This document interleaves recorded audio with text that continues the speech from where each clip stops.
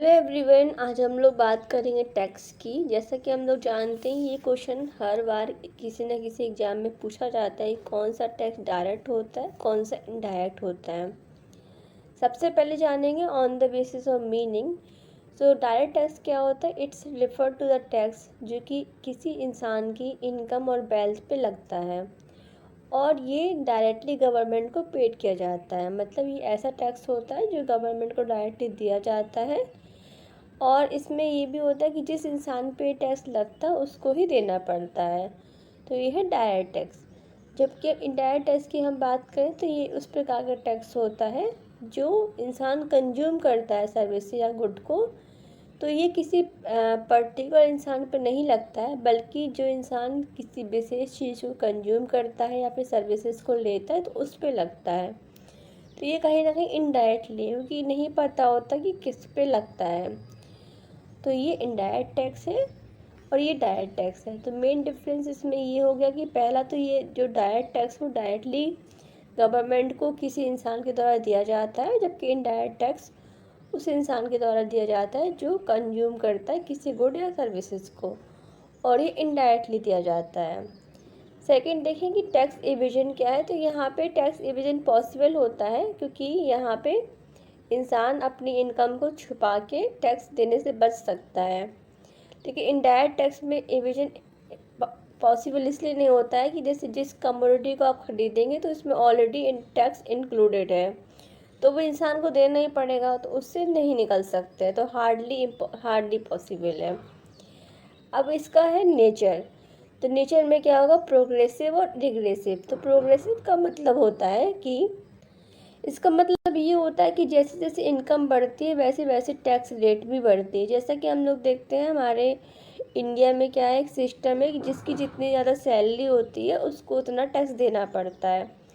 तो क्योंकि ये डायरेक्ट टैक्स है तो यहाँ पे प्रोग्रेसिव नेचर होता है। मतलब यदि सैलरी ज़्यादा है तो आपको टैक्स भी ज़्यादा देना पड़ेगा। इस प्रकार के टैक्स को बोलते हैं प्रोग्रेसिव टैक्स। वहीं जब हम बात करते हैं रिग्रेसिव टैक्स की तो इसका अपोजिट नेचर होता है, जैसे कि इनडायरेक्ट टैक्स होता है।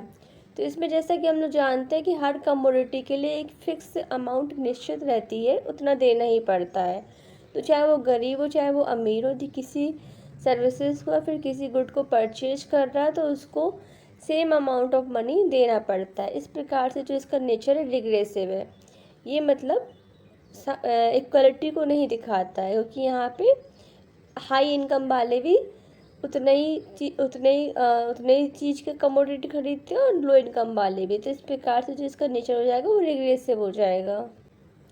अब बात करते हैं डायरेक्ट टैक्स कौन कौन से होते हैं। इसमें अभी हम लोगों ने देखा था कि डायरेक्ट टैक्स वो टैक्स होते हैं जो इंसान अपना इनकम से खुद देता है। मतलब यहाँ पर डायरेक्टली इंसान गवर्नमेंट को देता है, तो यहाँ पे डायरेक्ट लिंक बैठता है। अब टैक्स कौन कौन से होते हैं? तो इनकम टैक्स, यदि कोई इंसान एक जॉब कर रहा है तो उसकी एक इनकम होती है, तो यदि वो अपनी इनकम से का कुछ भाग टैक्स के रूप में दे रहा है तो उसको डायरेक्ट टैक्स बोला जाएगा। इंटरेस्ट रेट भी क्या होगा? एक तरीके से डायरेक्ट टैक्स हो जाएगा। एक्सपेंडिचर टैक्स भी डायरेक्ट टैक्स हो जाएगा, गिफ्ट भी और वेल्थ भी। तो इस प्रकार के जो टैक्स कहलाते हैं जिसको डायरेक्टली दिया जाता है उसको डायरेक्ट टैक्स कहा जाता है। आगे बात करते हैं। इसके साथ साथ एक टैक्स और है कॉर्पोरेट टैक्स, जो कि बहुत इंपॉर्टेंट डायरेक्ट टैक्स है। अब ये आते हैं इनडायरेक्ट टैक्स। इसमें क्या होता है कि इसमें क्या होता है, गवर्नमेंट को इनडायरेक्टली दिया जाता है। तो इसमें क्या हो जाएगा, जैसे कि हम लोग बात करते हैं तो पहले तो एक्साइज ड्यूटी हो गया, ठीक है, कस्टम ड्यूटी हो गया, वैल्यू एडेड टैक्स जिसको जीएसटी बोलते हैं। तो जीएसटी क्या है? एक तरीके से इनडायरेक्ट टैक्स है। सेंट्रल टैक्स, तो जीएसटी इनडायरेक्ट टैक्स है। सेंट्रल टैक्स हो गया, सर्विस टैक्स हो गया, तो ये इनडायरेक्ट टैक्स कहलाते हैं। इसकी एक ट्रिक भी है, एक्सक्यूज मी, इस तरीके से लिख सकते हैं, एक्सक्यूज मी। तो देखिए जो एक्साइज हो गया तो ये भी इनडायरेक्ट है, सी से कस्टम हो गया, और एस से सर्विस हुआ, सेल्स हुआ, ये सारे इनडायरेक्ट टैक्स है। और एक जो मनोरंजन टैक्स होता है, एंटरटेनमेंट टैक्स, वो भी इनडायरेक्ट टैक्स होता है। तो इस प्रकार से हम लोगों ने बात की कौन सा डायरेक्ट टैक्स होता है और कौन सा इनडायरेक्ट टैक्स होता है। चलिए क्वेश्चन देखते हैं कि इनमें से बताइए कौन सा प्रोग्रेसिव टैक्स है। तो प्रोग्रेसिव टैक्स क्या होते थे?